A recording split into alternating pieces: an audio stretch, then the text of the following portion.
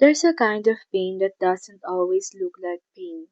It doesn't come with tears streaming down your face or loud cries for help.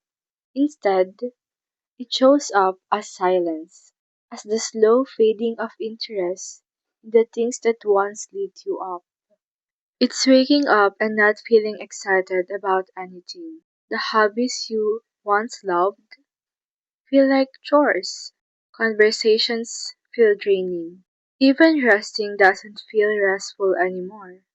It's like life is happening around you, but you're watching it through a glass wall, unable to reach it, unable to feel fully alive inside it. This is the crisis no one really talks about, losing interest in everything. It's not as dramatic as heartbreak, doesn't look as obvious as grief, but it eats away at you in small, unnoticeable ways. You stop reaching out. You stop showing up. You start convincing yourself that maybe nothing really matters. And the scariest part, people don't always notice. Because on the outside, you might look fine. You might even laugh, talk, and keep moving.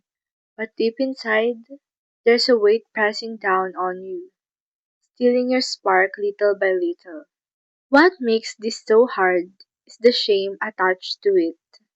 You start to wonder, what's wrong with me? Why can't I enjoy things like before?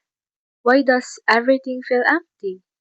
And because you can't explain it clearly, you keep it to yourself, thinking no one will understand.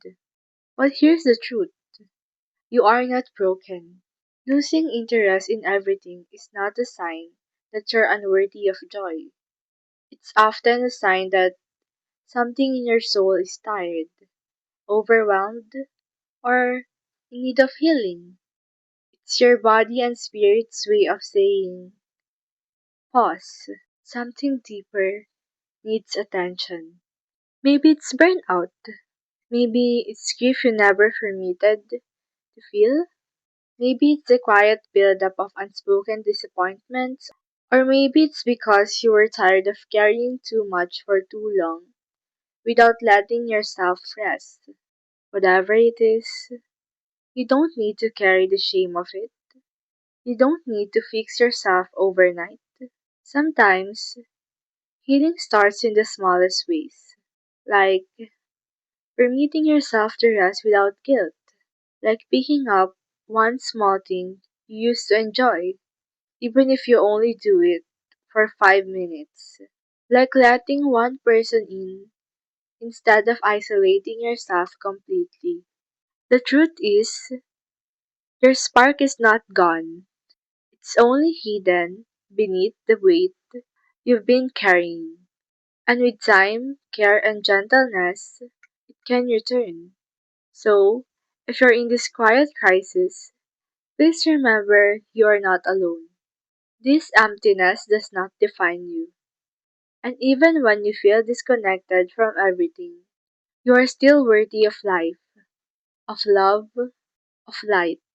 Because interest can be rekindled, hope can return, and joy, though it feels far away now, will one day find its way back to you.